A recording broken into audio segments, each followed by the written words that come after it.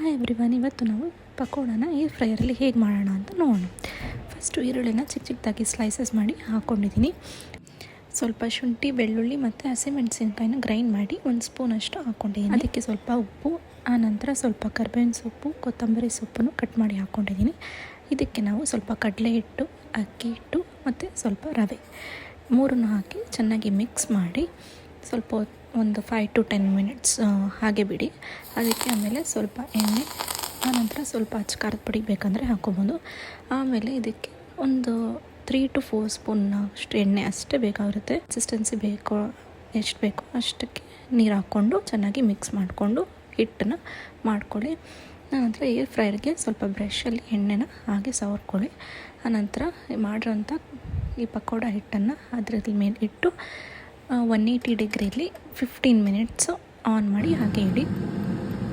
15 minutes ಆದಮೇಲೆ air ಫ್ರೈನ open ಮಾಡಿ ನೋಡಿ. Onion pakoda is ready to serve. Thank you.